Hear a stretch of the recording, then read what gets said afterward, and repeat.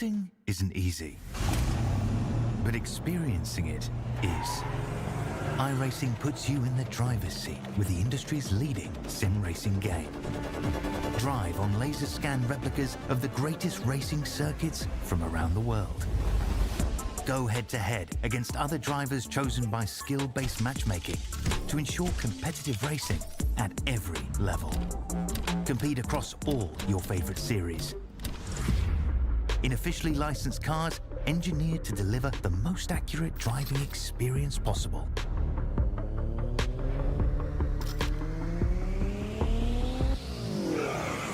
Join a race or host your own with players from across the globe.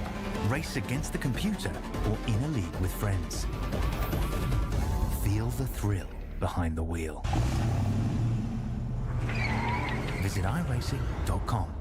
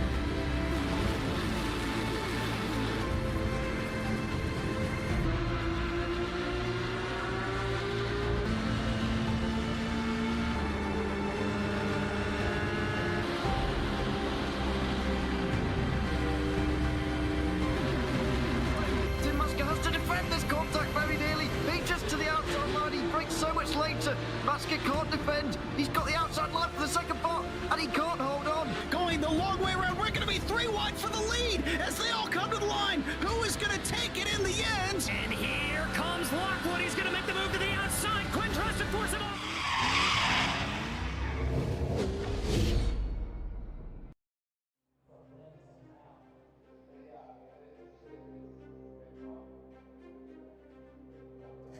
Welcome to the Tobacco Road Sim Racing League. Tonight, the virtual engines roar to life at Daytona International Speedway, located at Daytona Beach, Florida. Also known as the World Center of Speed, is going to be the setting for race 1 of this new Tobacco Road Sim Racing League spawned from the WRL.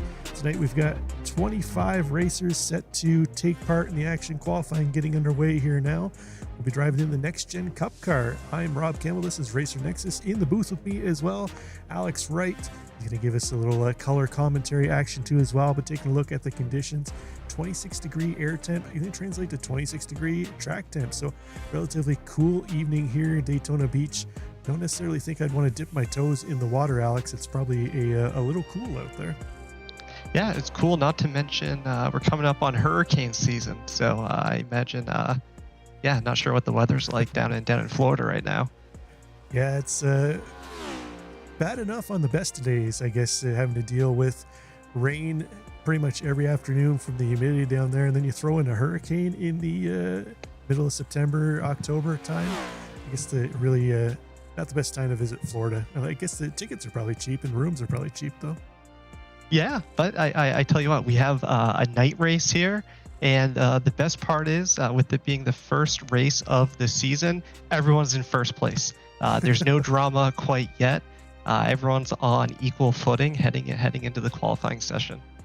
That's right. First place for all, according to Alex. So, qualifying underway. A bit of an interesting qualifying setup here in the Tobacco Road Sim Racing League. Only one qualifying lap here, where traditionally you get usually 2 in NASCAR, with the second lap actually usually being your quickest at the super speedways like Daytona that we're at here this evening. So be interesting to see how that factors into qualifying. I know a lot of guys were talking strategy in the Discord chat earlier, a little miffed on how they were going to tackle qualifying, Alex, with that new wrinkle in the qualifying system itself. Yeah, keep them on their toes. throw them a little curveball to start the season. But yeah, it'll be interesting to see how everyone approaches their qualifying, because on one hand, you got to go out there, you got to set the fastest lap that you can, because in the super speedway, yeah, that track position is going to be key. But on the other side of the same coin, you got to be careful. You know, you only have one lap. You got to make sure it's clean. You got to make sure that it's a good time. Yeah, no doubt. Draft is going to be the ultimate key here. These next gen cars, not iRacing changed them a few seasons back, where they adjusted the draft on them, where once you get about, I'm going to say about 6-7 tenths behind the car ahead of you, you really start to lose that draft. There's no real suction anymore, and you can really be in danger of falling in the draft and dropping a number of positions. So it's going to be real tight. Our drivers are going to want to try and stay packed up as much as they can, but we all know how that works out at Daytona. There's always the opportunity for the big one when you're driving that close to the car ahead of you. Oh yeah, and look at these lap times, Rob. They are super close together. So if this qualifying is any indication of how close this race is going to be, I think we're going to be in for a treat. Yeah, I think you're right, Alex. Last check, I saw 24 drivers in the session. I believe one more jumped in at the end, but it looks like it's going to be it. Everybody else is finished up their qualifying run here. We'll just have to wait for timing and scoring to reset, and we'll have a look at how everybody shapes up. There it goes. And let's take a look at our grid, Alex, and see how the field's going to set up for this one. Joseph Smith going to start up top. He'll have Xavier Regelbrug to his outside. Xavier won the preseason race last week, so it'll be interesting to see how he can fare this week, starting up on the front row. Jimmy Johnson going to start in third place in the second row. Jordan Fisher to his outside. Dalton Moore and Jack Humbert going to make up row 3. Travis Everett and Evan Stewart in 7th and 8th. Ronald Brelin in 9th, with Kyle Ethier in 10th. Devin King in 11th, and Guy Oliveira in 12th. Why don't you take us through the next page here of drivers, Alex? Yeah, we also have Dalton Moore, Jack Humbert. Oh, it looks like I'm getting a little ahead of myself. Sorry. Cody Adams, Scott Matthews in 15th, Chris Topping 16th, Jonathan Pereira.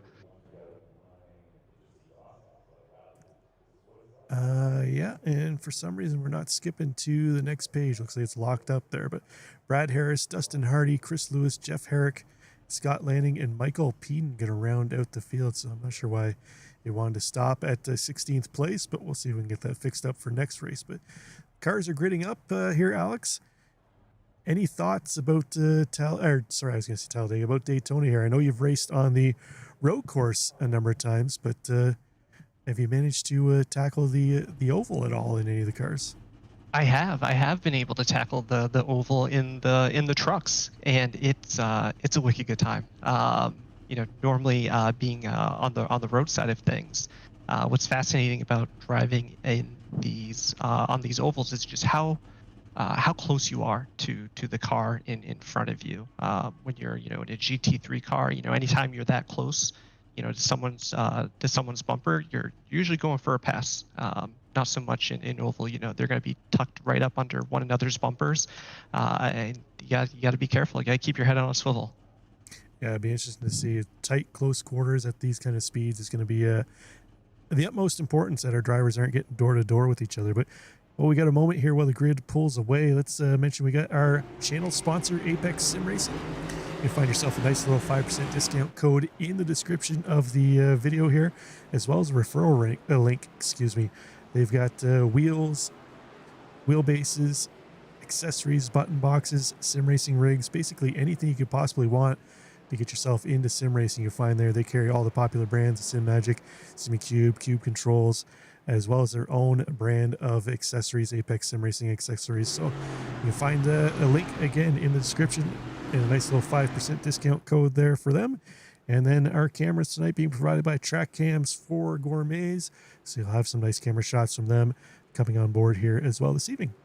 So the field now, Alex, pulled out of the out of the pit lane. They're on their pace lap. We're going to go 60 laps here, which doesn't seem like a whole lot, but as we mentioned early on, tight quarters at Daytona can breed some cautions and some calamity. So it'll be interesting to see how many cautions we end up here with this evening. Hopefully not a whole lot, but you know, you never know what oval racing at Daytona is going to bring. No, it's definitely going to be a bag of mixed surprises, because what you're going to have here is the fellas at the front of the grid. A lot of them are going to be fine, holding their position. They're going to be fine in the second row, third row, maybe even in the fourth row, just holding tight, waiting until the end of the race to make your move, preferably after the big one. But at the same time, you're going to have the guys towards the back of the grid. They're going to want to make some moves. They're not going to want to hang out in the back in case something happens. They want to stay ahead of that crash that's going to happen at some point this race. Absolutely. So the field heading towards the start finish line here now. There goes off the pace car, ducking into the pits. Now we're under control by Joseph Smith and Xavier Regelbrook. The green flag is out, and we are underway here to officially start week 1 of the Tobacco Road Sim Racing League Next Gen Racing. So off into turn 1 we go. Looks like the field's fairly calm out there right now, Alex. A nice start to see nobody getting spun off at the start here, but still going 2 by 2 into turn 1 and 2. Looks like the bottom line starting to shape up well. The top line falling back a little bit here. They're gonna have to try and work together to close back up on that front pack or get down to the bottom line quickly before they lose draft. Yeah, and as a reminder to everyone watching at home, these cars right now, the tires are cold and they're full of fuel. So good to see everyone taking it a little bit easy to make sure that we can get at least a lap of clean racing in and let everything kind of warm up, settle in, and then start to make a move and maybe work your way up the grid.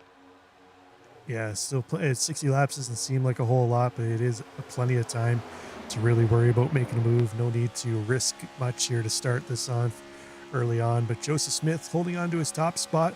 He's got James Johnson behind him. Dalton Moore moved up there too as well. We've seen James Johnson and Dalton Moore work together in the previous league that spawned this league here, WRL, where saw them work together a number of times to take top spots. So not surprising to see the two of them nose to tail on track, as Regelbrook going to give a huge bump to Joseph Smith here, boost him up ahead of Dalton Moore and James Johnson. So that top line looks like it's working well together now, as we see Joseph Smith going to drop down to the bottom, work a little draft off of James Johnson. Regelbrook stays on the top side, trying to get that top line to form up so they can get a run up on the bottom.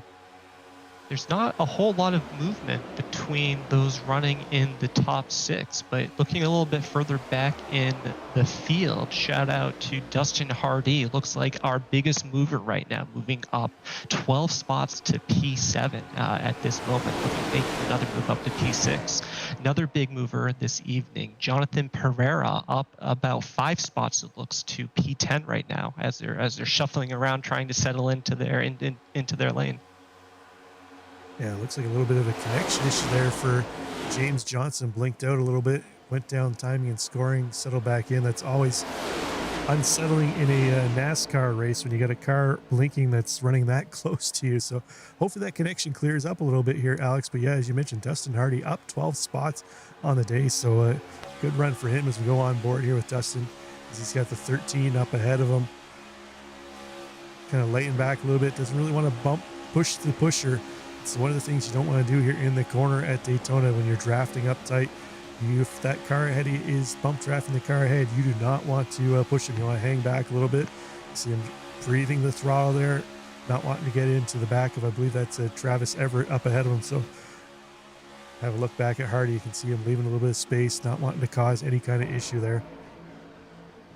Yeah, there's a lot of skill that goes into that bump drafting, Rob. It's not as simple as just running up into the person in front of you. You got to make sure that there's a little bit of space in front of them, so that way when you do go to bump a little bit, that they have a little bit of space to move forward, punch a hole in that air, and you can follow through right behind them.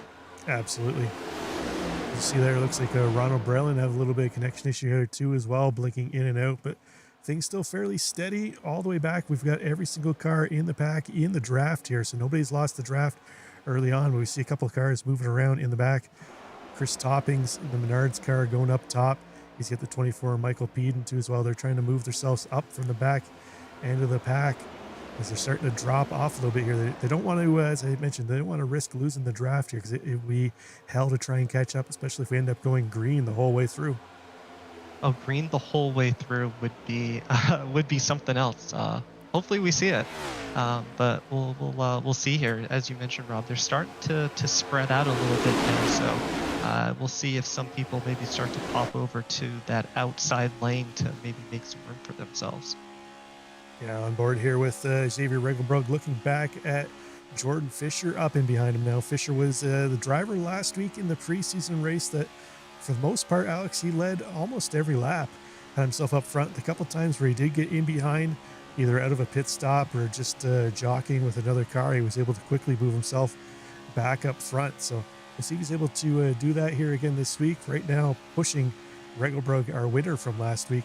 A little bit of a heavier bump there for Fisher on Regelbrug. You hear the exhaust note change a little bit as the back end of the car got lifted up ever so slightly, but thankfully everybody able to keep going. But they're coming up on the lap car of Jeff Herrick, who lost the draft early on. He's already fallen back, so it'll be interesting to see how they navigate around him. Thankfully, Herrick going to duck down to the bottom.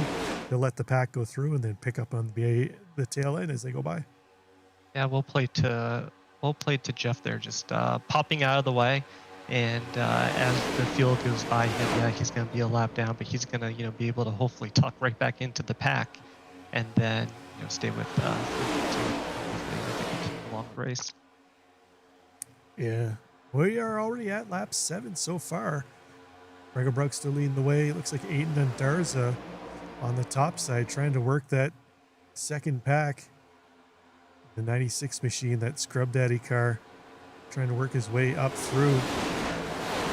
Nobody really wanting to go with him. He's going to drop down into the bottom. See if he finds somebody to work with. A lot of jockeying starting to go here in the mid-pack, Alex. Once that happens, it's generally breeds a caution. So we'll see if they get that sorted out. We've seen a lot of it's exciting because, yeah, as they're jockeying around, as they're weaving and bobbing, they're taking life out of their tires. So, yeah, while they're trying to position themselves right now, you just have to be cognizant of that because, you might need that extra rubber, here in a couple laps, or, as if we stay under a green light pit, you're going to need that little bit extra, to get yourself into a speedy pit stop. Absolutely. See the sparks kicking off here. That's probably one of the best things of running night races here at Daytona. You can see the sparks just kicking off the cars as they bottom out, heading through the corners. It always adds a nice little feature. You don't quite see it during the daytime as much as you do at night, so I always love seeing that. But Regelbrug and Fisher still working together up front. Joseph Smith now has fallen back to a third place, our pole sitter. Got himself in a solid podium position, but Jack Humbert, one of our strong drivers from the last season in WRL, had a bit of an off race last week in the preseason race that we ran at Texas, but looking strong again this week here. So I'm not surprised to see him up front. We'll see what he can offer those leaders as the race starts to boil down. 10 laps in. I can't believe it. It's going by fairly quickly, but hats off to these guys. They're keeping it clean. We haven't had a caution yet, and there's been some solid movement. But it's still clean. We're still racing here. Yeah, well done to all our drivers getting to. Oh, there it is. First caution of the race has come out. Looks like Ronald Brillen, Brad Harris, and Chris Toppings. Looks like they might have been all involved in this one. We'll take a look there at what happened and see if we can either lay some blame on somebody or just call it a racing incident. So let's take a quick look here at what kicked off our first caution. Oh, so it looks like Braylon might have got turned by the City Chevrolet car. Quite sure who that was off the top of my head, but let's see if we can pick that up. Looks like Brad Harris in behind too as well. He got unfortunately caught up as he hammered the brakes. Chris Toppings in behind him had nowhere to go, and everything just kind of added up from there, unfortunately. Yeah, with that, it was tough to see from the head-on angle, but it almost looked like maybe a bump draft gone wrong. Not sure what caused Chris to kick out to the side like that. Yeah, it looked like Braylon, the car that got spun around, it looked like he got a little heavier bump draft than what he was expecting. Probably got the back end of the car up a little bit in the air, and unfortunately he just got turned into the pits. He's getting some repairs done. I'm not sure whether we're going to see him back out again or not, but he's out of the pits, get some fresh rubber on, and head back out to do a little more racing.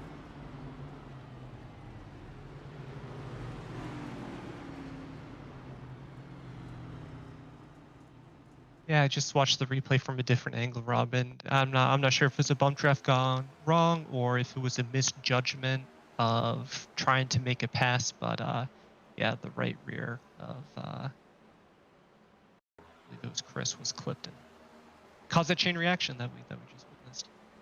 Yeah, unfortunately, you're at those kind of speeds, car spins in front of you, it's tough to get onto the brakes quick enough to be able to avoid that incident. But looks like the rest of the pack going to come in, get some rubber. Looks like actually Devin King and James Johnson going to stay out towards the front of the pack here. Dalton Moore too as well, but most of the top 10 or so, I'd say the front half of the top 10 going to come in and get some service. Looks like Joseph Smith just missed his pit lane there, or his pit box, had to back up a little bit, so that's going to cost him a little bit of time as he's exiting out of pit road now. So we'll see where our pole sitter cycles back in. Looks like he's going to be somewhere around 13th place, so we know he has the pace to get himself back up front, but in Daytona it's a matter of trying to avoid the big one as you're in process of getting back up to the front.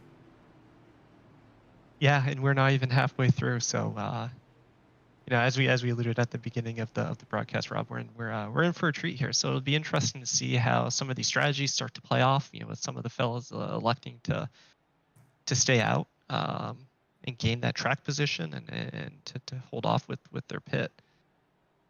So if there's another caution here in the next few laps or so, you know, it's really going to pay off for those who decide to stay out. Mm-hmm. Yeah, we'll see how. I guess we'll see how big of an effect tires are here at Daytona. We know first to 8th place on the restart here are still running on their tires they started with. And then basically everybody else further back has come in to get new rubber. So I'll have to keep an eye on Xavier Regelbrook is our first car with fresh rubber. So that pink number 55 machine, he's going to be the first car with some fresh rubber, so we'll have to keep an eye on how quickly he can get around Guy Oliver and Cody Adams, who will be the two cars directly in front of him that are going to be on old rubber. And it looks like Scott Matthews was the car that got into the back of Ronald Brelin, but we're not sure if maybe Brelin came down or Matthews went up, but it was that car that had the contact with Ronald Brelin that kicked off the caution.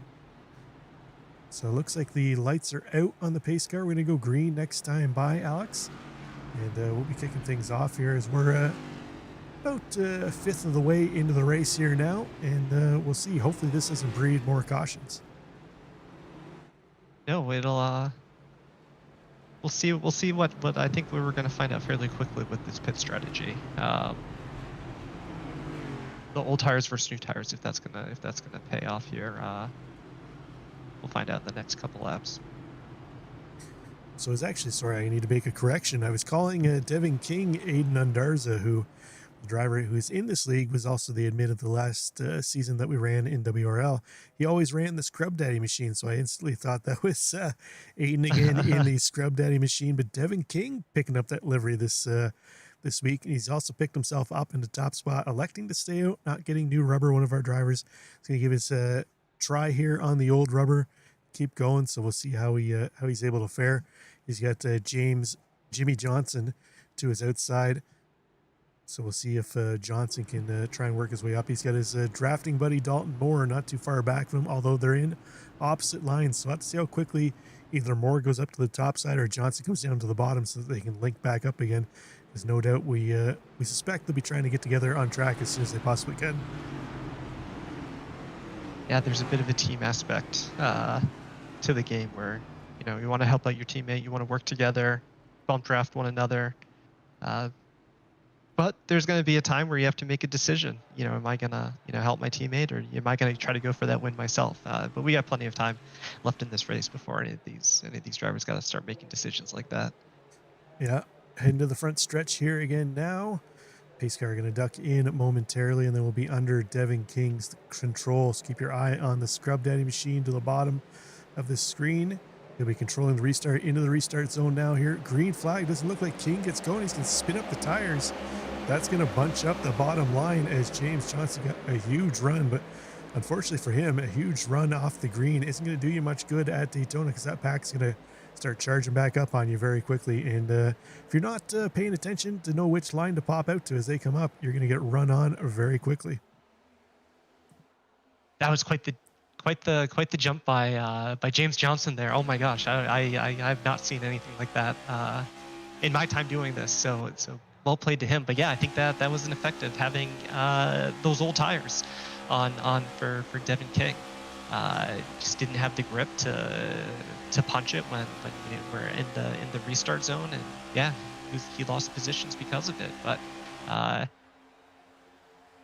oh, interesting. We've got Johnson ducking into the pits. I wonder if that's in response to his connection issue that he was having. We saw him blinking out a whole bunch and pulled into the pits. So if that was the case, well done by him, recognizing he had a little bit of a connection issue, didn't want to cause a wreck or really ruin anybody else's race. So if that's the case, hats off to him. But that's going to promote Dustin Hardy up top. 18 spots gained now for Hardy. He's going to lead the pack away, but we do know he's on old tires. Fortunately for him, Morin Everett right behind him on old tires too as well. But Xavier Regelbrug, the driver we said we need to keep an eye on. See how quickly he moves up through the field here, Alex. He was our first car on new tires. He's already got himself up into 4th place. yeah, up to 4th place, and he's just going to continue moving up. And I suspect we'll see him back on the front row here momentarily. But again, hats off to Dustin Hardy, the biggest mover today, up 18 spots, like you said, Rob, on old tires. But he's in 1st place right now, so he can kind of dictate, the pace of the race, what everyone else is doing. He can decide if he wants to hold that inside line or if he wants to go block that outside line if he so chooses. But looking at the rest of the grid, do you want to call out Michael Peden? He himself is up 16 spots to P8. Yeah, nice run by Michael Peden. That's the 24 machine up on the top side with the Pepsi paint scheme. Nice run by him, but we're seeing a little bit of sketchiness up front with some bump driving. We got bump drafting. So we got Jordan Fisher giving Xavier Regelbrug a nice little push on the top side there. Regelbrug got a little twisty coming onto the front stretch, had to gather it back up, but thankfully nobody got wrecked up in that one. They're all able to continue going, but it'd be interesting to see if maybe Fisher and Dustin Hardy get together, both driving Hardy Designs paint schemes. So I suspect they'll be trying to get together on track. Sharp looking paints on both those cars. And I believe we've got Hardy Designs themselves in the chat watching the race. So no doubt they're cheering on those two drivers.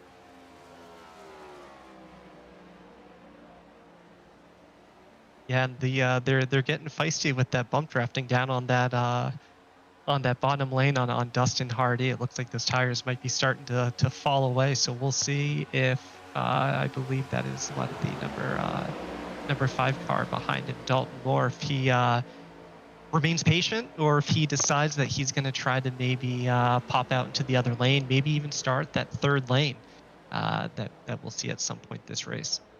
Yeah, Dalton Moore driving on the bottom side. No doubt he was sad to see his drafting buddy James Johnson duck off the back end. Looks like he's still out there, picked up on the back of the pack, as we're seeing a little bit of more bumping down the front straight, 2x2 bumping there. Exactly what you want to see. You don't want to see that 3rd car come in and really push the pusher. So nice to see that they're holding back. But we've got a cheer in the chat too as well for Evan Stewart. Stewart running a good race, got himself up 2 spots, going to move up ahead too as well. The 37 machine comfortably on the outside, 3rd car in line. He's got Jordan Fisher and Regelbrug up ahead of him.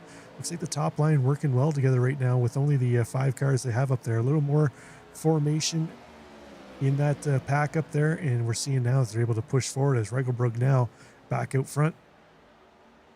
Yeah, there he goes, deciding to pop down to that bottom line, then immediately back up to that top line. So it looks like Dustin Hardy's tires are really starting to affect not only his race, but the race of everyone else behind him. So it looks like some of them are starting to bob and weave. So it'll be interesting here in the next few laps to see how this plays out for Hardy and his older tires. That's also a bit of a strategy though too from Regelbrug. When you see that bottom line catching up, you drop down as a leader to give a little bit of draft there. So the top line falls back a little bit, and then once the top line gets its run going, you pop back up. You kind of just keep feeding the draft off both lines and use it against. Oh, as we got things kicking off and behind, we got a number of cars spitting out. King involved. Looks like Dustin Hardy unfortunately involved in that one too as well. So we'll take a look at what kicked that off. But what I was saying is you try and keep balancing the draft off those two lines, keep them playing off each other and keep yourself out front. But caution number 2, we'll take a look here at what set that one off here in a matter of moments here, Alex. Yeah, taking looks like, you know, the top line was maybe trying to get over to cover the bottom line, and yeah, it looks like someone maybe made a misjudgment, got a little squirrely on their tires, and because of that, we're in our second caution for the evening. So let's take a look here. We're on board here with Brad Harris, who got down on the apron, lost the back end, but he's going to hold on to it there. And I'm not sure what exactly. We've already got Peden up in the wall there. Let's see if we can find a better look at what happened. So you got Devin King, the Scrub Daddy car. I know he's involved somehow on this one. Kind of looking to see who kicked it off. Fortunately, it didn't flag it in the system, just flagged the yellow flag. Keep on board here. Oh, there it is. Peden up top. Just got loose. That 24 machine fortunately lost the back end, came down, got into the side of Hardy. King involved, and a number of drivers going to have to come in for repairs on that one. It doesn't take much.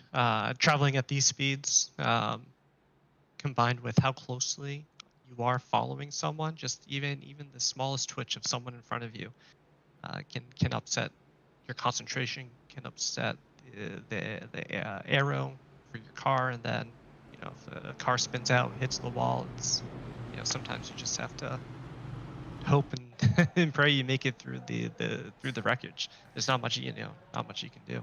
Yeah, not much. Yeah, sometimes you're just along for the ride. But take a look at our race recap. 21 of 60 laps, nearing the halfway point. This is caution number 2. We've had 4 lead changes. Xavier Regelbrug currently our leader. So we'll see if a pack pops in to get some service. We know that looks like Dustin Hardy and Dalton Moore are our top cars that haven't taken tires. Hardy was involved in that wreck, so I suspect we'll see him in to get some rubber. And looks like pretty much everybody going to come in this time, Alex, to get some fresh tires. I don't think they need any fuel. They should have enough to go to the end of the race. So just a matter of popping on some sticker tires and heading back out on track. So we'll see who gets out here first between Fisher, Regelbrug, and Joseph Smith. We saw Smith had a little bit of an issue getting into his stall last time. Is he going to nail it this time? So it's going to be a battle between Regelbrug and Fisher to get on and off. Looks like Regelbrug going to get in and out first. Jordan Fisher, a little bit slower stop for him. Evan Stewart and Joseph Smith going to get out just ahead of him. But we've seen that Fisher has the pace to get himself back up front. And it looks like that pit stop really paid off for Dustin Hardy. My timing chart showing that he is in 5th overall right now. So it looks like by him opting to stay out during that first caution to make up some grid spots, looks like it paid off for him, because right now, as we look forward to this restart, he's going to be sitting in P5, having moved up 14 total spots since the start of the race. Yeah, I'm trying to have a look here. Looks like the front end, looks like he was able to get all the repairs done. So traditionally we haven't had a fast repair in this league, but it looks like they've clicked on at least one fast repair for the drivers here this evening. I'm not sure if it's just going to be a Daytona thing, because, well, Daytona is Daytona, and cautions breed cautions here.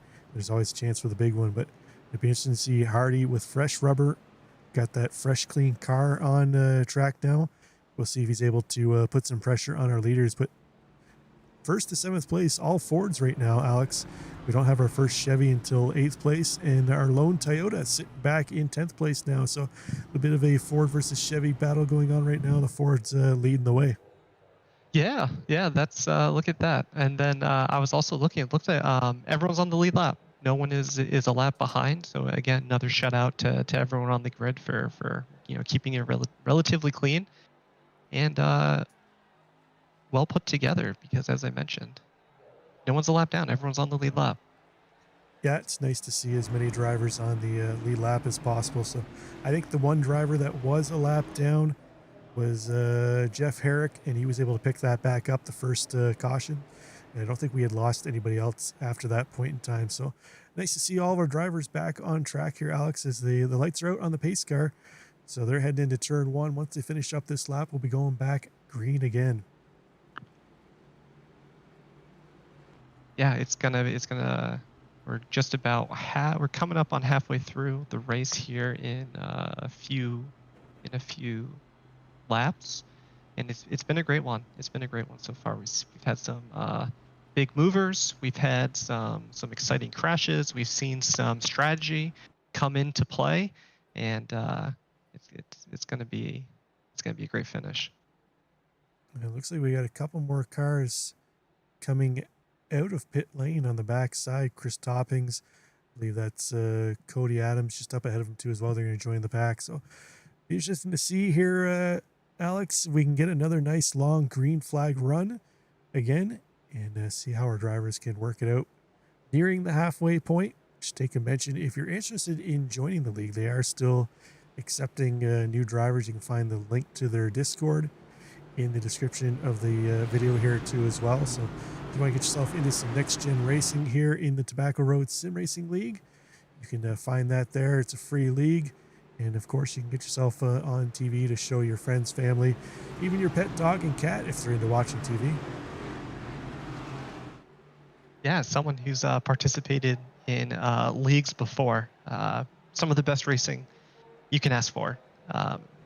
It's because you're racing with the same people week after week. You start to develop relationships, with these people, results in good, clean racing. But, the pacer comes in. It looks like we have Regelbrug approaching the restart zone. We are back green again. Xavier Regelbrug going to get a run on the bottom side. It looks like Joseph Smith got left for dead there up top. Everybody kind of dove down to the bottom very quickly. Joseph going to dive back. Sorry, that was Evan Stewart.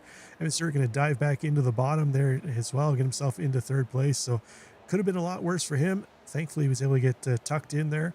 But we got single file racing here, Alex. Kind of a bit of a change. We've been running 2x2 for the most part, double file to kick this one off, and now we've got another caution that's kicked up early on. So one of those cautions versus breeding cautions thing. We'll see what happens. It looks like Jack Humbert unfortunately got involved in this one. Yeah, we'll see the replay here in a few moments, but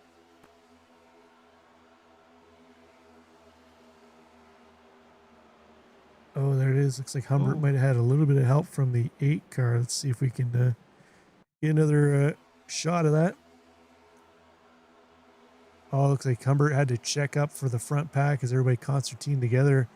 Unfortunately, the car behind him just couldn't get checked up in time, and around he went. But great avoidance by everybody else on track. They were all able to avoid him. Looks like, for the most part, Humbert, the only car really getting some damage. So we'll see him pop into the pits, pull out the spare car out of the trailer, and get her back in the race. Yeah, I did. Seeing that first replay, I didn't realize there was a bit of an incident. I thought that, maybe Humbert had spun out. But then, watching the replay, everyone, kept it clean. So good job to everyone. So yeah, we'll have another couple caution laps here, and then we'll go back to green.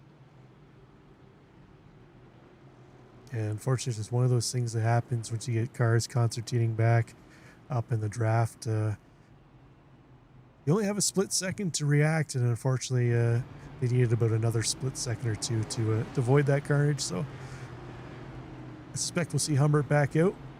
But that's going to give us caution number 3. 7 laps of caution now. We're nearing the halfway point. We're on lap 26 now of 60. So I was kind of curious if this went to green, Alex. It would have been a very quick race with only 60 laps at Daytona, but these cautions have kind of slowed down the pace a little bit here. So we'll see if any of our drivers come in for repairs or tires, as I believe most of the field came in last time on the caution. So we shouldn't need any tires. So it's going to be a quick yellow and we'll get going again here in a matter of moments. Yeah, and I imagine, as the race progresses, if there is another caution, I imagine there might be some people who are further bit down the pack. They might opt for new tires, and take that gamble, whereas those in the front are not going to want to necessarily sacrifice that track position if they're not going to be able to make up the time with the laps that are remaining. But it hasn't been a bad first race so far. Insult to injury there for Jack Humbert. He also missed his stall as he was pulling in, had to actually back it up and get himself maneuvered back into his stall. So things going from bad to worse there for Jack Humbert. So we can only hope for better things from here out. But Regelbrug leading the way. He'll have Joseph Smith in behind him, Evan Stewart in third, Jordan Fisher in fourth, Travis Everett currently sitting in fifth place, and rounding out our top five. So anybody really impressed you so far here, Alex, as far as their driving and moving up through the field? Yeah, we've called out Derek, a couple times now, but Scotty Landing. He's done another great job. He's up currently 11 spots to P12 right now. Jeff Herrick is another one, if I'm not mistaken. Jeff Herrick is the one that went a lap down, but was able to get into the pits, utilize that fast repair, get back out onto the track, and now he's back on not only on the lead lap, but sitting in the top 10 in P10 right now. You're correct. He was our first driver that lost a lap and was able to get it back. So looks like Michael Peden going to be our only car a lap down. So I'm not sure if he was able to get the lucky dog last time by, if he's recouped one of those laps, but he's still going to be our only car a lap down right now. So if we get another quick caution, he'll be able to get that back. But the battle's going to be up front. Space car across the line. The lights are off, so this will be our last yellow flag lap. We'll be getting going again here shortly. We'll be at the halfway point, Alex. It's all downhill from here, hopefully. Yeah. Well, going back to some of these wrecks, Rob, that's the best part about this sim racing, right? Is you can get in a pretty nasty wreck, and then you hold a button, you get a brand new car. You don't have to worry about paying to repair it. You don't have to worry about any medical bills. You don't have to worry about pretty much anything other than just maybe focusing on keeping it a little bit cleaner, or submitting a protest if it's warranted. Yeah, I've had a couple injuries in sim racing, Alex. Sometimes that wheel just snaps around on you, but it's probably my own doing, though. I like to crank the force feedback up as high as I go on my wheelbase and then adjust it in game, where there's some cars I get in and it feels like you're doing an arm workout by the time you're done the race. And all it takes is somebody just to spin you around. Next thing you know, you're into a wall and that wheel's snapping around real quick. So it's kind of interesting. You can get injured pretty good. It's snap thumbs. I've actually seen people break their thumbs, break their hand for some racing. So it can be a full contact sport, I guess, if you let it. Yeah, for the hardcore.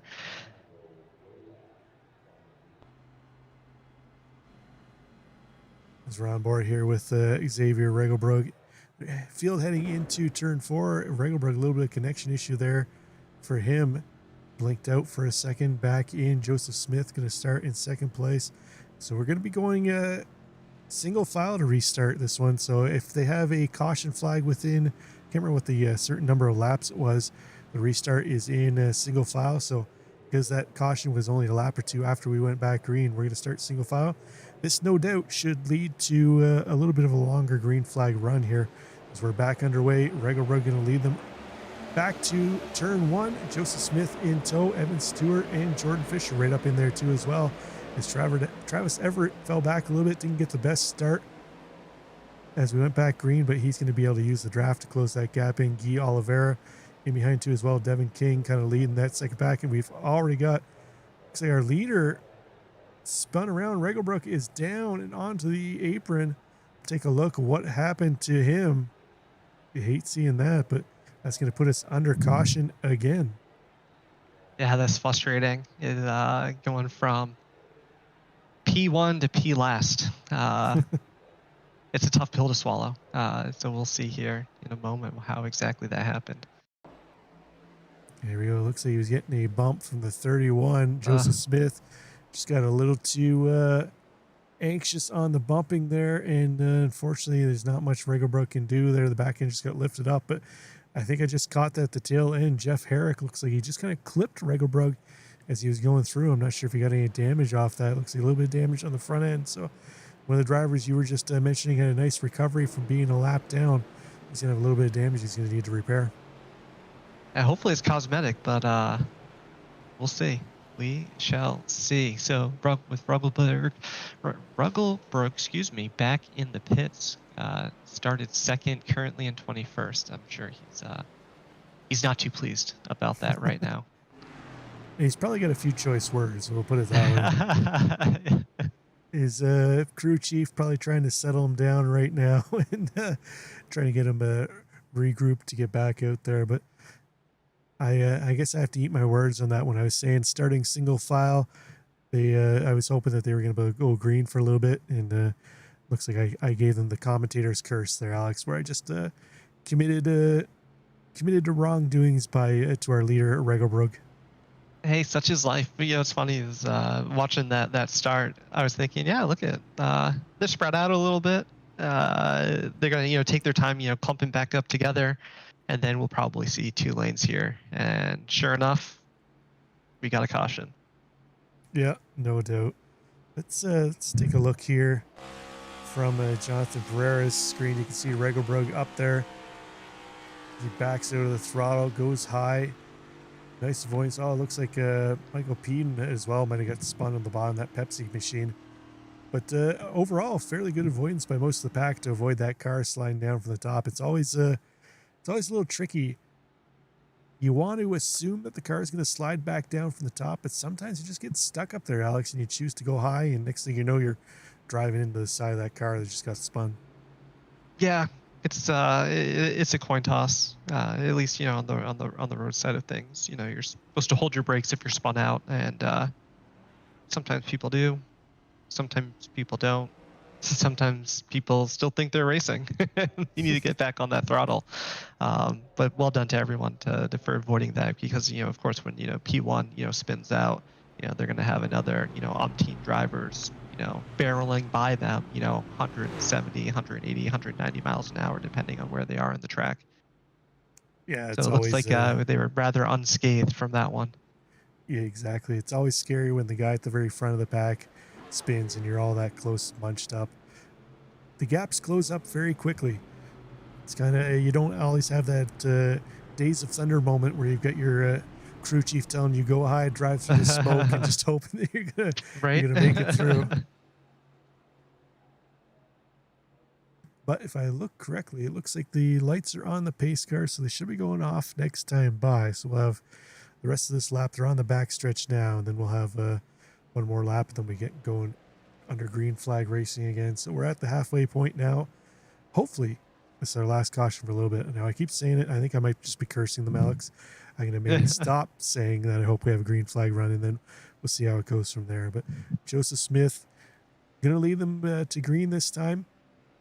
He's going to be out front. We saw he tried to give a little bit of a heavy bump to Regelbrug last time when we went back to green, caused that caution. So we'll see here if Evan Stewart learned a little something from watching that just ahead of him, what kind of strategy he's going to play here out starting in second place. Yeah, and I imagine for Joseph Smith in first here, he's fine running these caution laps under yellow while he's in P1 as we slowly chip away to get to 60 laps. But on the other side of that very same coin, our friends a little bit further back down in the pack, such as like Chris Toppings, Michael Reed, and Scotty Lanning, they don't want these caution laps. They want them to be green so they can have as much time as possible to make a move to try to work their way back up through the field. Yeah, Toppy's coming back out of pit road after getting some service done. He's going to start at the back of the pack, but it's like Regelbrug just coming out of pit lane now, so he had to stay in there a little bit longer to get that car fixed up. So maybe I was wrong where we didn't have a quick repair. So Regelbrug looks like he's got all that damage fixed up for the most part on his car, so he should be able to see if he can find a draft partner to work himself back up towards the front. Yeah, he may be down, but he's certainly not out. You know, as long as he's shown us he has the pace to run. You know, not only at the top of the field, but in the front of the field. So yeah, he's a lap down right now, 2 laps down right now. But as long as he stays there, stays on can start making his way through the field. If there's another caution, take advantage of that lucky dog lap. He'll be back on the lead lap, and then again can start making his way through. But just have to make sure you have enough lap time, or excuse me, you have to have enough laps remaining in the race to make that happen. Absolutely. I'm going to be keeping my eye on the mid pack here, Alex. We've got some quick drivers in the mid pack: Jack Humbert, Dustin Hardy, Brad Harris, James Johnson, who we saw duck out trying to clear up his connection issue. He's back in the race here. Got himself up into 8th place. We'll see if those drivers can kind of work together to chase down the leaders up front. So we'll see if they work together, move their way up. So they're definitely going to have some pace, but Joseph Smith going to lead them back to the green. Barney is pace car buddy to pull the pace car into pit road. We're back under green, and it looks like Jordan Fisher got a nice jump in behind. Had to kind of back out a little bit so he didn't get into Evan Stewart, but we're underway. Smith going to lead them away. 5 cars breaking away as Devin King falling back a little bit. Didn't get the greatest restart for him in the Scrub Daddy machine. That's going to work out well for our leaders as the 13. Actually, that's not the right car number in the system here. So that is Travis Everett in the 1 car. With 13 on the side of his, running the custom paint.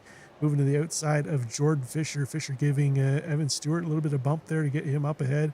You see how that's going to stall out Travis Everett's run up at the top side. Guy Oliveira goes up top to try and give him a little bit of help, but those 4 cars at the bottom going to trump the 2 cars up top. See if Dalton Moore or James Johnson go up to the top to help those 2 cars, but looks like they're going to stay on the bottom line right now as they come around to start up lap 33. So still under green, so we're ahead of where we went last time, Alex. Yeah, they're trying to make that second line work up on the top there, but it doesn't look like it's panning out quite yet. So yeah, they're still single file, but you know, maybe it looks like actually someone has a run right now, so they might be able to bump draft. I can't quite tell who that is from this angle. That's Everett, if I'm not mistaken. Yeah. So it looks like they might be able to bump him back towards the front. So we'll see if that second line continues to hold here. Yeah, it's Everett on the top, trying to get a little bit of help from Oliveira, but fortunately there's only 3 cars up top. We got about 7 cars on the bottom, so that bottom line always going to be a little quicker unless they can get a few more cars up top there. But looks like we've got some separation here now, Alex. We got 2 packs forming up.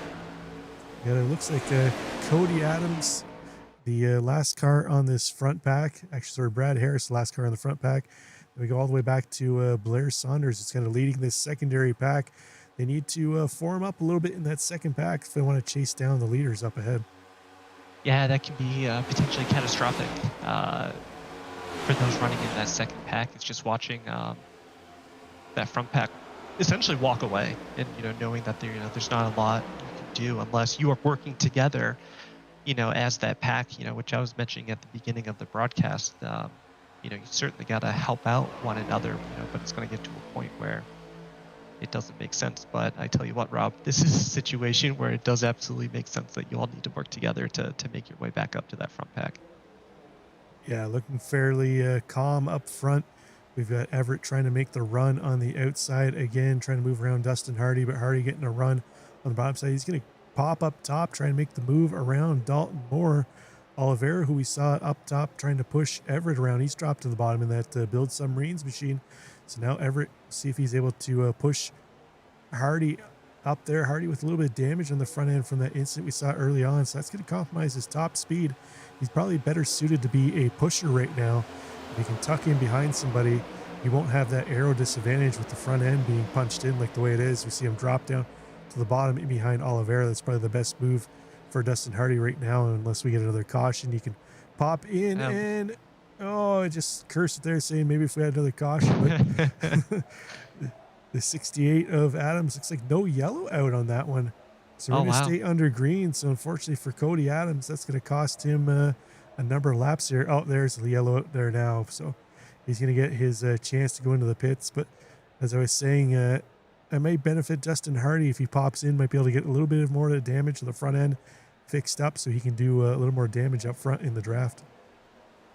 Yeah, well done to Cody Adams for being in that wreck, but then getting to the bottom, getting out of the way, and not taking out anyone else in his situation. Let's take a look. It looks like he had James Johnson on the inside there, and just got turned a little bit up into the wall. Not much you can do right now. Can't even see where he's going at this point in time. Nope, and his loss is that second pack's gain. So under this caution, all the cars gonna bunch back up, and I imagine those in that second pack probably want to do a little bit better job to make sure that they can stay up with everyone, keep up together. Absolutely. Just trying to see if we can get a little better look here. What happened to Cody Adams? Looks like he thought he was clear and had room to come down in front of Johnson, but unfortunately Johnson's nose was still there and not much either driver could do at that point in time. Yeah, once you get that nut traveling at those speeds in that part of the section, you're simply a passenger, unfortunately. So see if anybody comes in for some tires. It's been a few laps since they got some spare rubber. I'm going to have to take a look here. I can't remember how many spare tire sets they had for this race. Looks like 4 sets of tires, so they have plenty of tires to get them to the end. So it'll be interesting to see if any of the drivers pop in. As looking here, most of the leaders came in on lap 21, so they've got maybe 20 laps on their tires. A lot of that under caution, though, so they should still fairly have quite a bit of life left in them. I'm actually surprised that Dustin Hardy didn't pop in and get a little more damage repaired on the front of that car. Yeah, he probably doesn't want to give up his grid spot right now, sitting in P7. Might not be worth it. True. Less chance of being in the big one, I guess, if you're towards the sharp end of the field versus the mid pack. We've seen the leader get wrecked, so nobody's really been safe as far as getting involved in wrecks. But Regelbrug taking his lucky dog pass here, so that's going to put him back on the lead lap. A little bit of a door action there for Joseph Smith as he went by. Smith was the driver that got into the back of him earlier, so Regelbrug just letting him know, hey, I'm coming back on the lead lap there. Watch out for me. If that doesn't set the tone for these for the second half of this race, I don't know what will. Yeah, I'll have to keep an eye on that. We got a couple drivers in the pits. Chris Topping's in there getting some repairs. Cody Adams, driver we saw who was involved in this yellow. And then Scott Matthews, who's been in there for a while, about 20 minutes now. So Matthews involved in that wreck early on. I think it was actually the first caution he was involved in. So he's been in there for a little bit. I suspect we won't see him back the rest of the race. He's been in there that long, but unfortunately for him, the City Chevrolet going to have to hold on to next week to try and make his impact on the league. Yeah, speaking of Chevrolet, we got some Chevys making their way up into the top 5, breaking up that little run of Ford dominance we saw earlier in the race. But yeah, we still have Ford holding the top 3 spots, followed by the 2 Chevys, and again followed by 2 Fords. Yeah, we got Devin King and Dalton Moore splitting up the Fords, as you mentioned, but still 5 of our top 7 running the blue oval. Not sure if that's just a coincidence or if maybe the Fords have a little bit of advantage here. I know way back when there used to be a little bit of difference between the cars, but they're all essentially the exact same car now with just different decals on the front end of them. All right, we got the lights out on the pace car. The next time around. Yeah, we'll be going green with, I believe. Let's see here. Trying to remember how many laps we had to the end. I think we're under 20 laps to go. So going to start the push to the end of the race here, Alex. Our drivers have a little less patience, I guess, to stay in line. They're going to be trying to set themselves up for that last few laps charge to the front.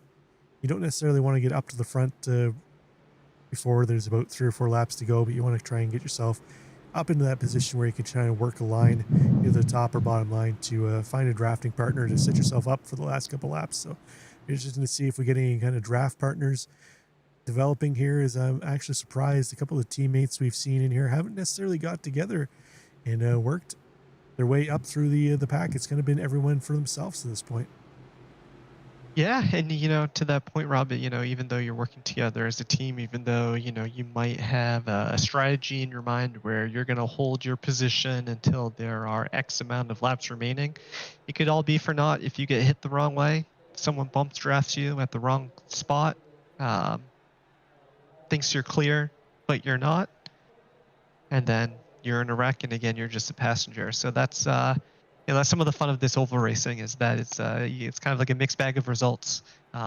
Nothing's guaranteed. Just because you're in first place, just because you're in P1 right now, doesn't necessarily mean that you're going to have P1 by the time the checkered flag comes around. It's a good point. The good news is the pace car is in. We're going to go green again here shortly, Alex. We'll see double file start. Joseph Smith, Jordan Fisher going to get a nice jump. Evan Stewart on the top side, unable to duck down. Dalton Moore going to move ahead of him too as well. Dustin Hardy tries to squeeze off that spot. Evan Stewart gets in there, but looks like the top 6, Travis Everett, the last car in this top 6 pack, able to break away, but a little bit of checking up there. But thankfully, all of our drivers able to accommodate that. But we've got Guy Oliveira getting a run on the top side of James Johnson. Unfortunately, no help from him. He's going to start to fade back.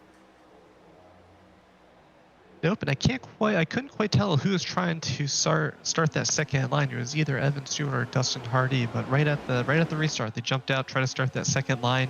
It wasn't there, so they popped back down into that bottom line, and here we are, still running one lane for the most part. Yeah, it looks like the bottom lane has been. Oh man, we just got Pereira involved in something with. I believe that was Jeff Herrick.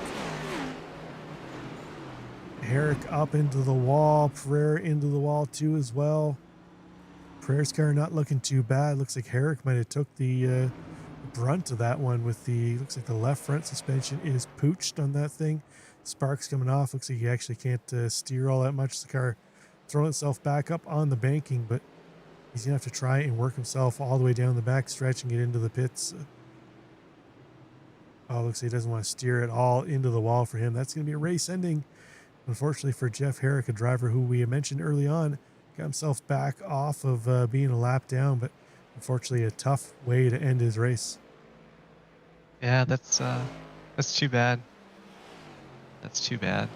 So yeah, here we go under, what is this, the 6th caution of the evening. They're starting to pile up now. As everyone's starting to get a little antsy as we approach the checkered flag here. Yeah, 6 cautions for 16 laps now. It's a lap 42 of 60, so we're going to go green again with about 16 laps to go, 15 laps to go, somewhere in around there, Alex. So we'll see. Hopefully we can get to the end, but let's see if I can find what exactly happened there between Herrick and Pereira. Herrick's already into the wall there. Let's go back here a little further. So keep your eye on Pereira, the Armor All car. Just up ahead.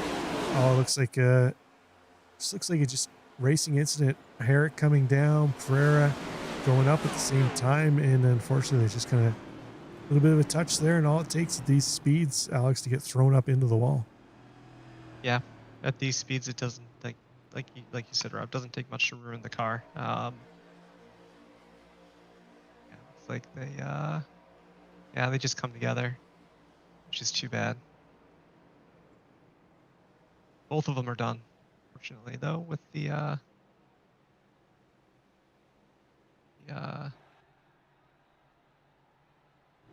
the 81 car, or I'm sorry, 39. And it looks like Pereira was able to stay out. I mentioned it, his damage didn't look too bad. It's kind of superficial for him, unfortunately. For Jeff Herrick, much I was about more to say, severe for him. I thought both of them might be out, but Pereira, he's still in it. Albeit towards the back. down but not out.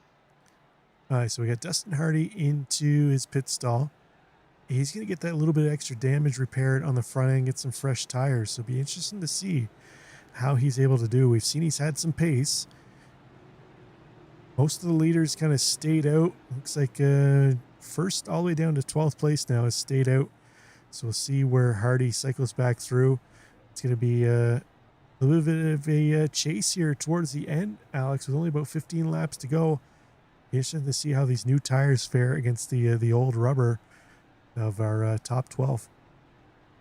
Yeah, and just looking out down that angle down pit road, it looks like a majority of the drivers took all 4 tires as opposed to the 2 outside ones. Yeah, there's no real advantage here at Daytona of just taking the 2.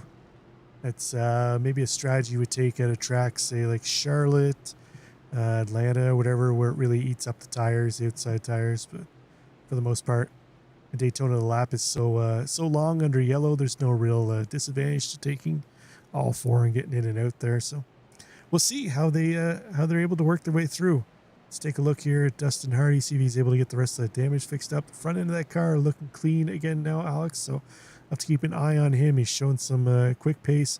Going to restart 16th in this one, so he's got a long way to go to get up to the front, but it's anything can happen. Yeah, certainly has plenty of time left. But if we continue to get under these cautions, it's going to make it tough to make his way back up through the field. But as we are approaching, the last few laps of this caution, I do want to again call out Scotty Lanning again, up 13 spots in P10, and Michael Peden up 11 spots to P13. And those are, of course, just a couple of quite a number of drivers who have made some great progress today in today's Daytona race. Yeah, Scotty Lanning's always a driver that we kind of see work himself up from the back. Doesn't necessarily have the quickest qualifying pace, but always seems to find a way to, for the most part, avoid any real carnage in the race and work his way up to the front. Just keep pushing forward, keep plugging away, keep working. So nice to see him up in the top 10, up 13 positions, as you mentioned. We'll keep an eye and see how much farther he can go. But Joseph Smith, the guy that's been out front the last couple green flag runs here, Jordan Fisher. Again, last week, our pre-race, he was the belle of the ball for the most part, led most of the race until the very end, where Regelbrug was able to take that spot away, and unfortunately Fisher wasn't able to get that position back. He was battling with, I believe it was Dalton Moore down to the end, and Regelbrug was able to stretch out his lead and take off. So we'll see if Fisher can work his way back up there front this week and claim that race win that no doubt he would have liked to have last week. And if it doesn't happen this week, you always got next week, and you have the week after that, and the week after that, and then eventually the season ends. Yeah, the sun's always looking to come up tomorrow, right? There's always going to be another race. Exactly. So we got the field heading through turn 3 into turn 4. On board here with Joseph Smith, see the pace car up ahead. So we're going to have about 14, 15 laps to go. Hopefully we get a nice green flag run. I'd like to see a nice run to the end here. We had enough caution action for this evening, Alex. Let's get some green flag running going. Yeah, I'm certainly ready for it as the pace car turns into pit road. We're in the restart zone. Green flag's out. Joseph Smith getting away. Jordan Fisher tight on his back bumper. Dalton Moore, Evan Stewart there too as well. Travis Everett, a little slower start for him. That top 4 trying to break away early, working together well.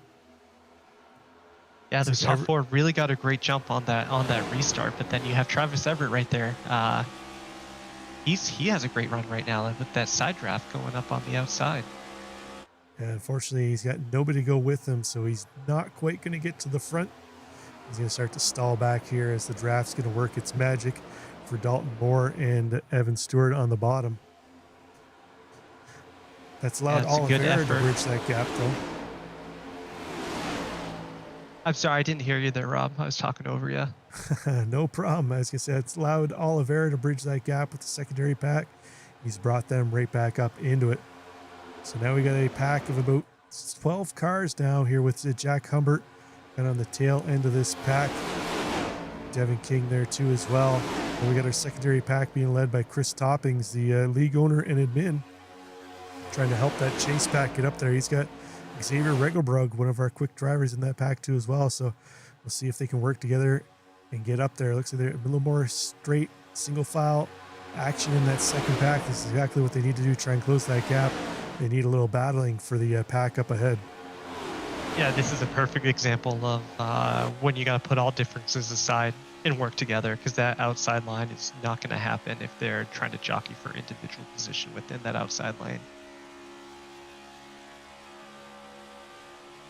Which they're trying. They're certainly trying, but we have only how many more laps here? 12 more laps left if I'm doing my 14 laps to go. 14 laps. Thank you, Rob. 14 laps left. Still plenty of laps for something to happen.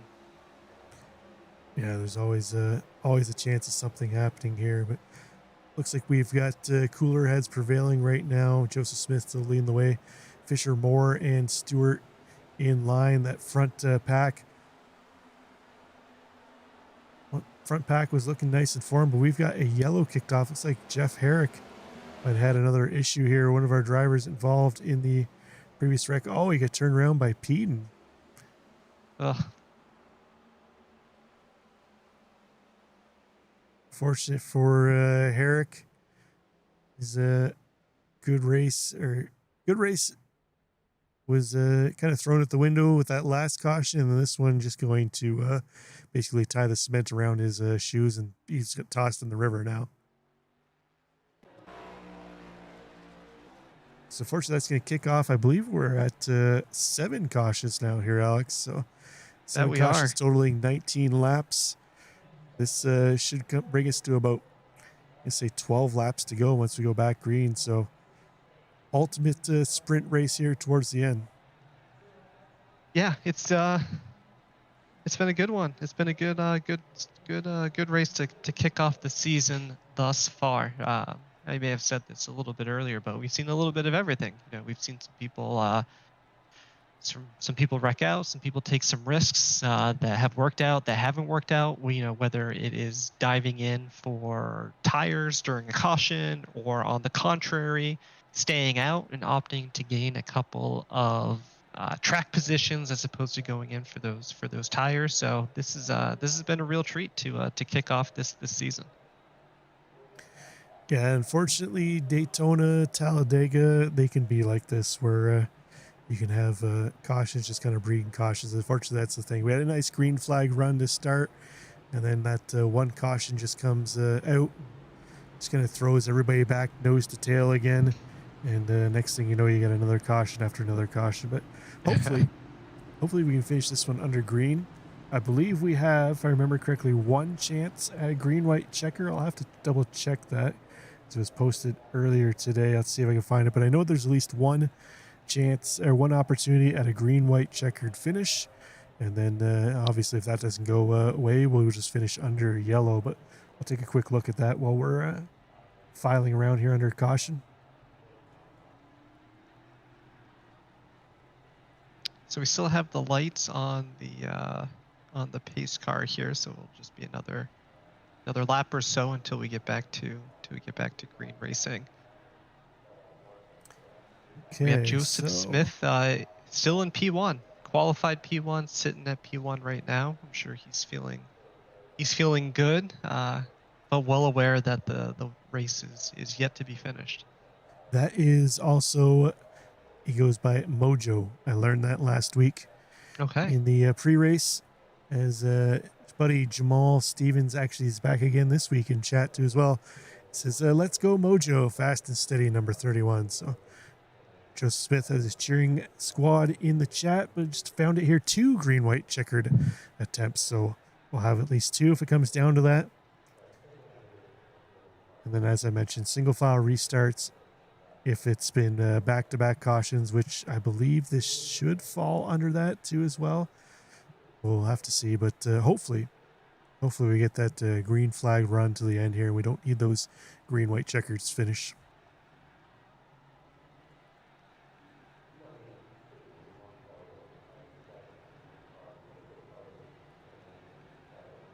So pit stop should be done. I don't suspect we'll see any more of our drivers coming in unless they get a little bit of damage. But it'll be interesting to see our top. We got top 6 drivers pit on lap 21. Jack Humbert pit on lap 25. And then Kyle Ethier in 9th place pit on lap 37. So he's going to have the newest tires out of our top 10. That's Ethier, the number 8 car. Have to keep an eye on him. That's the Budweiser red and white car on the bottom line. Keep an eye on him, see if he can move his way up through the front of the field here with those new tires under him.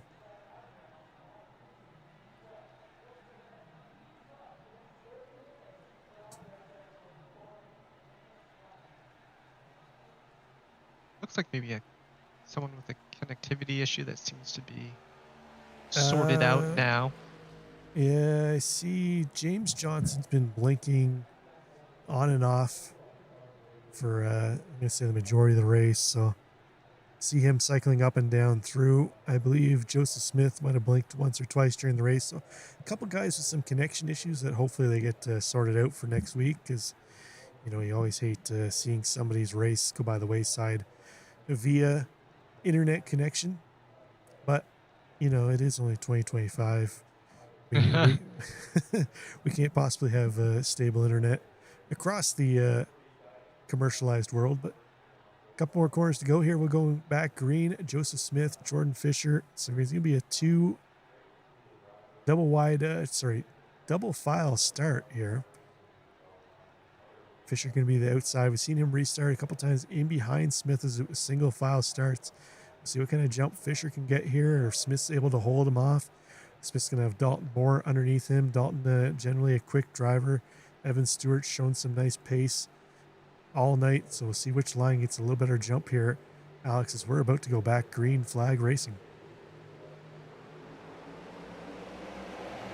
Here we go.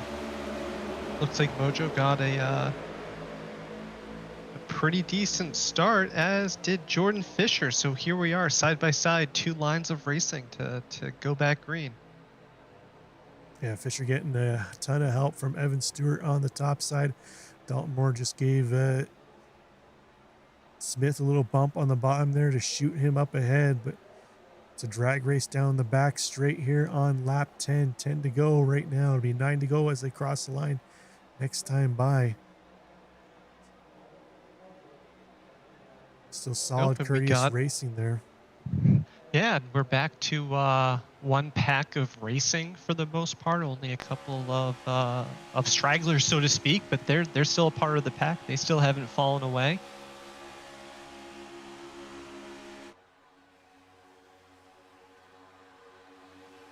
Here they come down the front stretch. Evan Stewart gets himself out front. Blair Saunders, we haven't seen him up towards the front most of the race on that top side. Oh, King up into the wall. He's able to hold on to it. Looks like we're going to stay green right now. So that's unfortunately going to end a nice race for him. But up front, Evan Stewart holding on tight. Jordan Fisher up on his back bumper now. Smith giving Fisher a little bit of bump. Dalton Moore right there too as well. They're 2 by 2, a little farther back. Guy Oliveira on the bottom side with Blair Saunders on the top side. I was just saying that we hadn't seen Blair Saunders up towards the front all night, but he might have found the right time to get himself up in that front pack, trying to work the top side. He's fallen down to the bottom now in behind Guy Oliveira.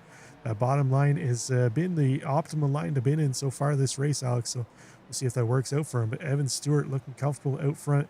Joseph Smith, our leader the last couple green flag runs, falling back to 3rd place. Might actually be a strategy here for him. See if they can kind of break away from the rest of the pack and try and go for a last lap lunge. Yeah, another name to keep an eye out on as we approach the closing stages of this race is Xavier Regelbrug, currently in P10. So If you remember, he was a lap down. Said a little hello to our race leader on on his lucky dog lap, and he's carving his way back up through the field. Yeah, he's going to give Kyle Ethier a nice bump on the top side there. Almost got him a little too loose, though. Had to back out a little bit, but it looks like Regelbrug might have a little bit of damage still on the front end of that car, so he tries to pop out into clean air. He's definitely going to feel like he hit a bit of a brick wall, but up front, Evan Stewart still leading the way. He, Fisher, and Smith seem to be working well up top. Nice structure there from those three, staying nose to tail in draft. Oliveira and Saunders tucked in behind too as well, as they still can't quite get that top line to work for them. As we've got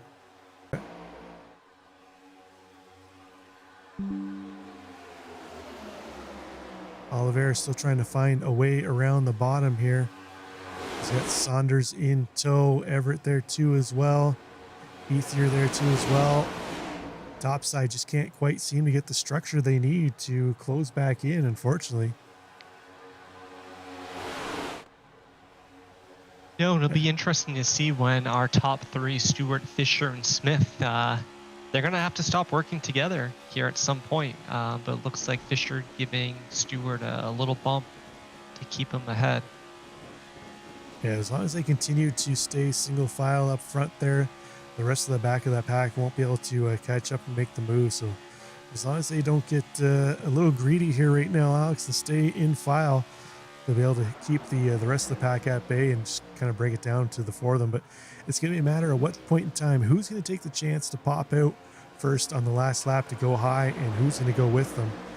That's where the whole race is built up to that point. See who you can find that drafting partner with. Come down to the end is we've got 4 laps to go as they cross the line. So getting close to the green-white checkered territory if that happens. So fortunately, hopefully I didn't just curse it now that I said that, but Evan Stewart I thought you did, my friend.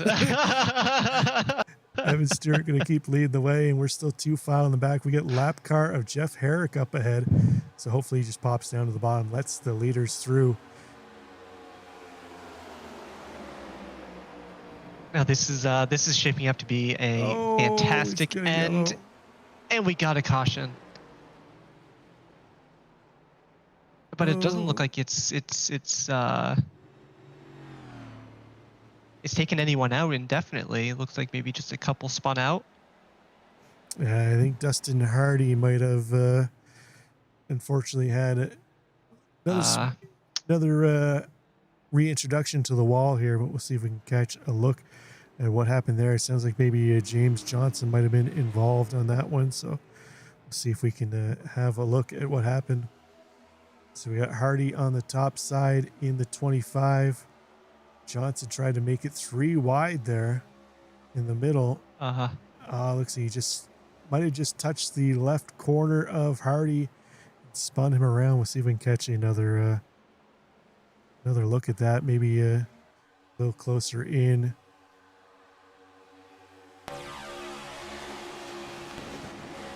Yeah, that was probably our best look there. We'll see if we can catch it. Oh, nose hits on board with Johnson. Forced it 3 wide. Just kind of drifted up a little bit to the right, caught the left corner of Hardy, and fortunately for Hardy, it spun around into the wall, and that's going to be race ending for him. Yeah, that's too bad. Dustin, he had a good run. You know, I think he was up 16, 17 places at one point. It's tough to see your race come to an end like that.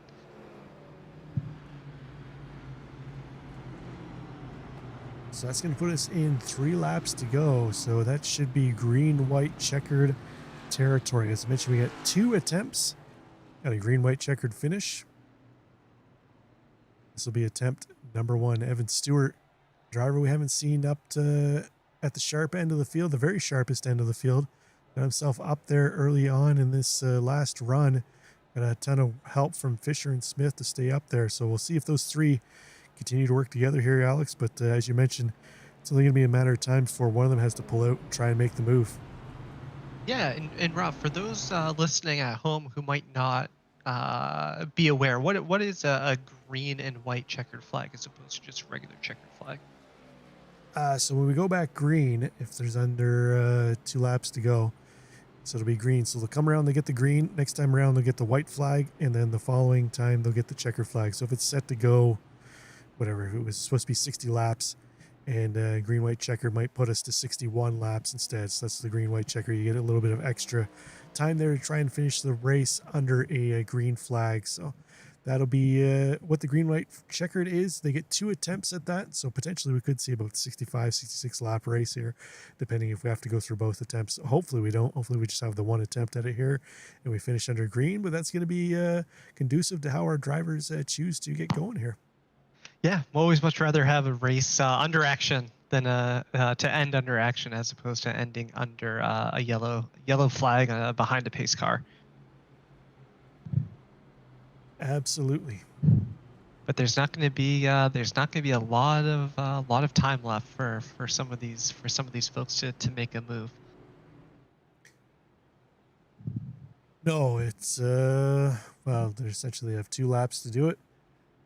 So we got Devin King in chat. Imagine throwing a yellow at lap 25, but not lap 52. Yeah, I'm not sure why there was no yellow flag when Devin King got sent into the wall. I believe the yellows are on automatic by iRacing, unless the admins changed it from what I saw in the Discord earlier on. So it's interesting to see. I've had that happen a couple times in the official races where a driver come in and hit the wall or go down, and for some reason iRacing doesn't throw a yellow flag. It's one of those strange things, but unfortunate. Devin had a nice run going, had himself up towards the top 10 comfortably, but what could have been is going to be what wasn't at this point in time, unfortunately. So and that's why you have a race season as opposed to just one race, right? Yeah, it'll allow them to bounce back this time next week. Absolutely. I have to take a look. I can't remember if they get any drop weeks as well, but we'll see as that rolls on. But green flag next time by. Again, it'll be a green white checker. 2 attempts at this. Double foul start. Evan Stewart on the bottom. Jordan Fisher on the top. Fisher will have Joseph Smith. Or somewhere, no, Joseph Smith's on the bottom. Fisher will have Guy Oliveira in behind him pushing, and Joseph Smith will have,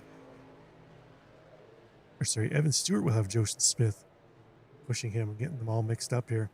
So we see which 2 cars can get off the line here quickest. Alex can get a nice run into turn 1, and then where the field cycles in behind them if they try and stay on the top side, make the top side work, or if they all quickly file down to the bottom line. As we've seen, the bottom line's been fairly superior here tonight. The top line just hasn't seemed to be able to work.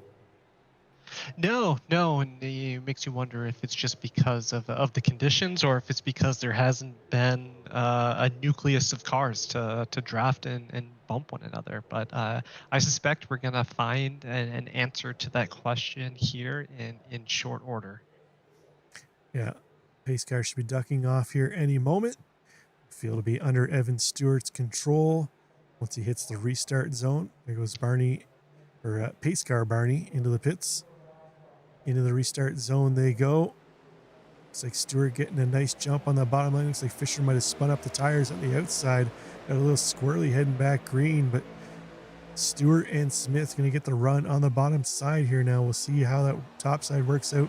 Looks like a fair bit of drivers trying to stay to the top side here this time by Alex, but Fisher and Oliveira going to duck to the bottom. That's going to hamper Jack Humbert, who was up on the top side, hoping they were going to stay up there and pull him up towards the front. No, and it looks like oh, there goes Saunders. And there's one, and as we cut away, I think there's going to be another incident in that pack, unfortunately. Oh, we got cars off everywhere in the back end of this. Is that it, Rob? Is that the big one?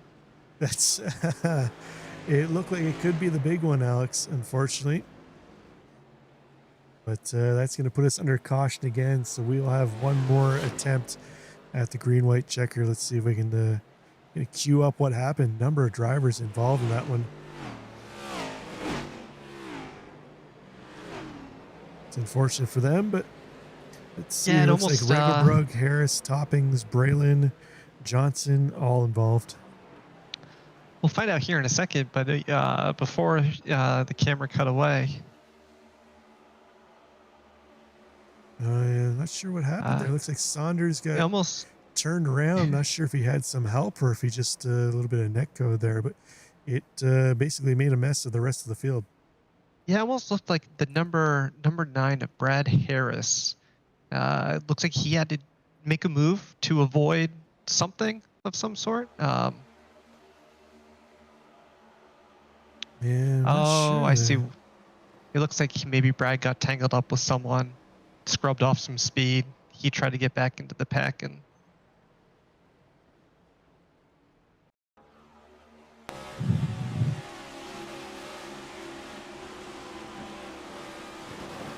Oof. Yeah, on board there was Ronald Braylon. Almost made it through that tire commotion, but unfortunately got tagged as the car came back down off the top. So no, that's not a fun position to be in. I've been there plenty of times where you think you've made it through a mess. You think you've made it through some carnage. You're like, all right. Like you start to think like I made it through, and then you feel just the slightest of taps, or you might even feel a massive tap on your bumper, on your tire. And there we go. It looks like Saunders might have come down just a little bit in front of Harris. Unfortunately, not much you can do at that point in time. No. So, one more shot at this. Hey, we tried once. Didn't quite work out. That's all right. We're gonna try it again. Yeah, we got a number of cars though sporting a little more damage than what they attempted this with last time. But that was caution number 9. 26 laps of caution now, so almost half the race has been run under caution. That's not optimal, Alex. Generally, you don't like to see that many caution laps. So hopefully that's just super speedway racing. Yeah, you took the words right out of my mouth. I think it's just maybe a little combination of it just being the nature of the super speedways, and then maybe a little bit of just nerves for the first race of the year, first race of the season. Next week, looks like we're heading to Kansas. If we take a look at the schedule here, so that's going to be a vastly different track than what we're seeing here tonight at Daytona. Dover for week number 3, again another vastly different track. Chicagoland, more of a super speedway. Watkins, the road course. That'll be interesting once we get down to that one. But we're going to be going green here in a little bit. Bristol, another vastly different track. Las Vegas. So a lot of different tracks on the schedule here. Good mix of super speedways. You got the road course in Watkins, and then a couple, half mile and mile and a half racetracks. So should make for some very distinct driving. Some drivers who maybe are a little better at a certain type of track might be able to excel a little later on in the schedule. Yeah, I really like seeing Watkins Glen smack dab into the middle of the schedule because why not? It's completely different from everything that you're going to be doing for the rest of the year. So why not throw a curveball, at everyone in the middle of the season, because it's going to require a drastically different kind of skill set to get the car around in one piece there in Watkins Glen. Yeah, I've never been able to drive any of the NASCAR cars. So whether the Xfinity car, the truck, or the Next Gen car, I've never been able to drive them well on a road course, which is funny because I'd say about 80% of what I drive on iRacing is road course stuff. So you would think I'd be a little more apt in doing it, but it just seems there's just a driving style in driving these NASCAR machines on a road course that you have to be so gentle and ginger on the throttle that I'm just used to having the ABS and traction control in a GT machine and just hammering out of the corner that I just can't. You and me both, my friend. Can't seem to quite grasp the car that don't like to turn, making it turn. No, I've never driven a semi-truck 18-wheeler, but I would have to imagine it's close to the same. Because I cannot get these cars around a road course. It's just the braking is. These cars are not designed to brake. Essentially, they're not designed to slow down. They're designed to go fast, as fast as they possibly can. Yeah, they've got about the same turning radius as that 18-wheeler you described. So it explains why they don't like to turn at all. But we're getting ready for attempt number 2. the green-white checker is the field heading into turn 3. So again, this is their last chance at finishing under green. If we get another caution during this 2-lap run, it's going to end under caution. So hopefully we get a nice green flag finish, because you know, it's always nice to win it with the green flag. Nobody likes to win under caution. Caution is for preschool.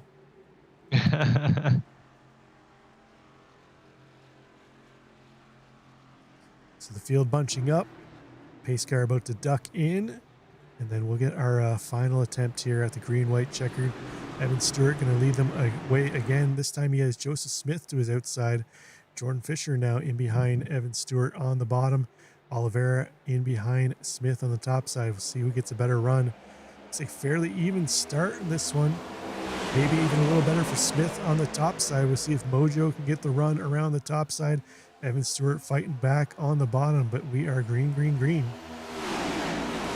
And yeah, what an excellent start from both Stewart and Smith right from the get-go. Oh, bunching up on the top side there. Moore gets into the 28 of Lanning. Thankfully, everybody was able to keep going. Oh, no, Oliveira up into the wall, and that's going to do it. We're going to finish under yellow, unfortunately. Bunch of cars just checking up on the top, and unfortunately, that's going to do it. Evan Stewart going to take week 1 of the Tobacco Road Sim Racing series here. Unfortunately, we're going to finish under yellow. You hate to see it, but it is what it is. Yeah, and to that point, Rob, a lot of these people, a lot of these drivers, they're finishing. Even though I don't recall who just caused that caution.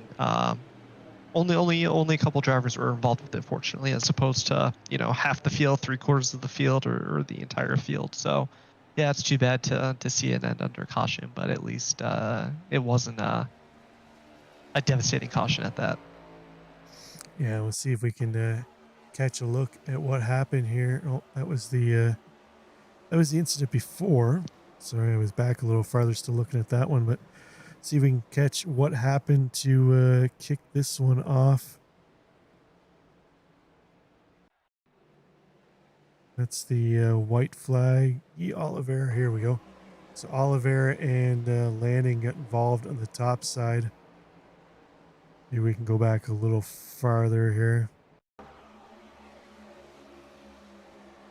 No, that's Pete. We want Oliveira. Yeah, it's already kicked off there. Okay, let's go back here.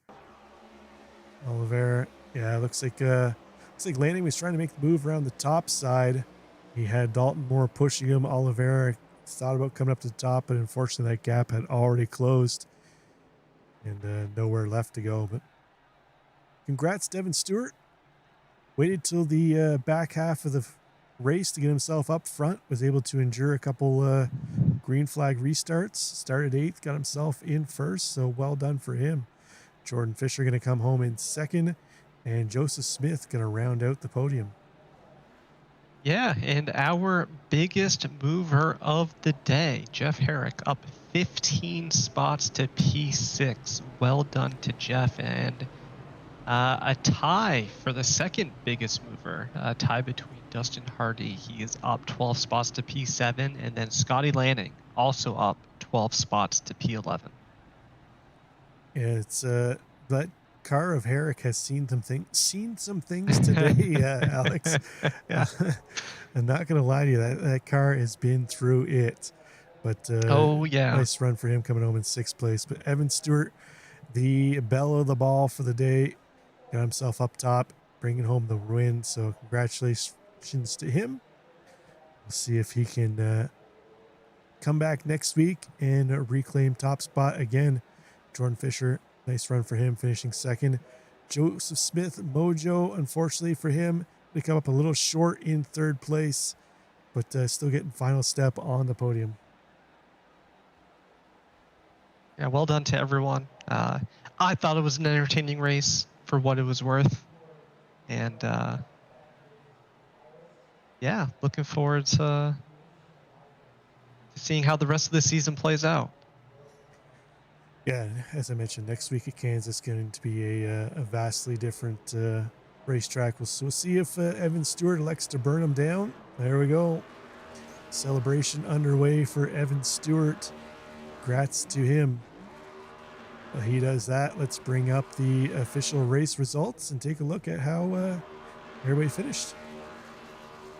So there we go. Evan Stewart taking top spot ahead of Jordan Fisher, Joseph Smith rounding out the podium. Kyle Ethier in 4th with Everett in 5th. Herrick comes home in 6th. Hardy in 7th. Saunders in 8th. Humbert and Braylon round out your top 10. Brad Harris in 11th. Dalton Moore in 12th. Chris Toppings in 13th. James Jimmy Johnson in 14th. Regelbrug going to settle for 15th place. Jonathan Pereira in 16th. Peden in 17th. Guy Oliveira in 18th place. And we're going to find Scotty Lanning in 19th. Cody Adams in 20th. Devin King, Scott Matthews, Chris Lewis round out your 23 car field. And Alex Wright is in the booth here with me. So unfortunately, we don't see him on track. Nope, you wouldn't want to, I assure you. So that's going to wrap it up here for racing at Daytona. Again, next week we head to Kansas. It's be interesting to see how the racing unfolds there. If you have any interest in having your league or hosted race broadcast, you can find us, our information in the Discord too as well. And we have, again, a nice little 5% Apex Sim Racing discount code in the description too as well, using the referral link. And we'll get a hold of you, or sorry, we'll get a hold of you. We'll get you off a nice little discount there at Apex Sim Racing. So well done to all of our racers. We'll catch you next week at Kansas. Bye for now.